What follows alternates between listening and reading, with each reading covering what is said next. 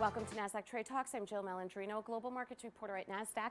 Joining us for the segment, we have David Taylor, co-president and chief technology officer at Exegy, which provides solutions to address the market data needs of a variety of firms and their trading infrastructure across multiple asset classes.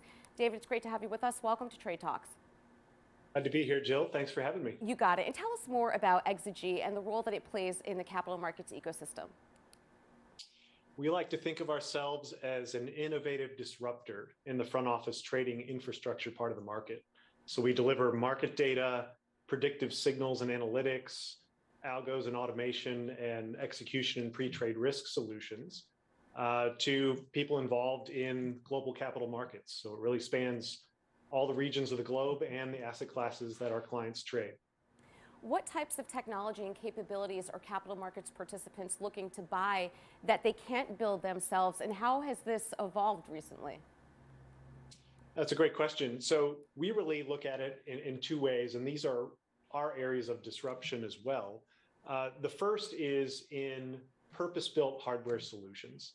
So the speed that the principal traders and agency brokers in the business need to have accurate market data to be able to respond to market conditions is part of the reasons people are looking for these purpose-built hardware solutions. But it also has now permeated through more of the market into firms that are less latency dependent, but also looking for high capacity, stable solutions that are resilient under stressful market conditions like we're seeing right now. So those purpose-built systems are built on top of technology called field programmable gate arrays that can be built to a single purpose and changed in the field. And that really gives the ability to outpace traditional general purpose systems by a factor of 10. So those systems are difficult to build, they're expensive, there's technical risk there. So firms that don't have big R&D budgets are looking to buy that and use it as a service. The other major technology we point to is artificial intelligence and the ability to extract predictions from data in the marketplace. And that could be market data, or it could be data that they purchase from, geospatial satellite imagery or other things in the markets that may give them better insights as to what the market conditions are, or more importantly, what they will be. What are the key areas in the capital markets ecosystem where these technologies are being applied? So I think for us, in our experience in the marketplaces, it started on the principal trading side of the business. So they're searching for an edge, they're searching for alpha. With purpose-built hardware, that's been the search for speed. With AI technology, I would say we're squarely in the era of data-driven trading, where they're looking to amass as much data, extract signals from that data, and use that for a variety of different trading strategies on the buy side. And I think the rest of the market responds to that. So we've seen our business grow first with new products on the buy side, principal trading, market making, but then the agency brokers, ATS and dark pool operators, exchanges, all follow suit all the way out to retail fund managers or retail brokers. Their needs and desires for that technology changes. It ranges from speed and alpha to stability and resiliency, and making sure that they have a reliable service, especially those that are heavily regulated. And we hear about numerous use cases of AI and machine learning in capital markets. To your point with the buy side, how are Exegy and your customers using this technology, and how did you identify these applications? So we deploy a lot of our services as managed services. So we're really shoulder to shoulder in the front office with our clients. And we always ask them, how can we help? And to your point about what are they looking to buy? Well, they came to us and said, look, we know we need to get smarter about AI. We need the ability to predict things like, where is the national best bid and offer moving to? I'm running execution services for my clients. I want to get them best execution.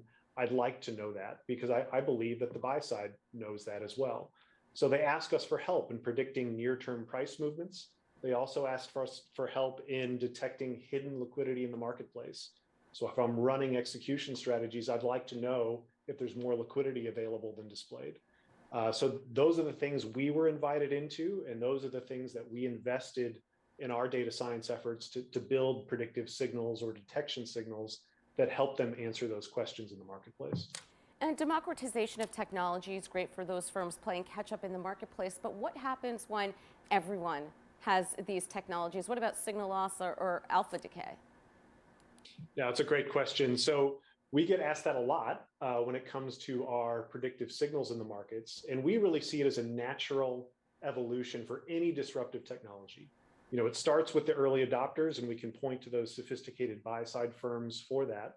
It would then be taken up by specialist vendors like Exegy to make it more broadly available, to make that democratization happen.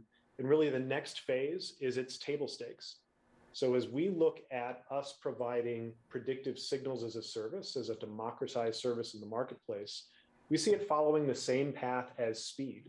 So because speed is less of a pure alpha generator for a lot of the buy side today, it doesn't mean that firms still don't connect directly to exchanges to get their data as quickly as possible, or to locate in the same data centers as the exchanges operate. That's become table stakes. So we really see it really not necessarily as alpha decay, but really as, first movers, specialist vendors, then it becomes table stakes. And the types of signals we're developing today, we fully expect that those will become table stakes, and it'll be on to the next technology that gives people an edge.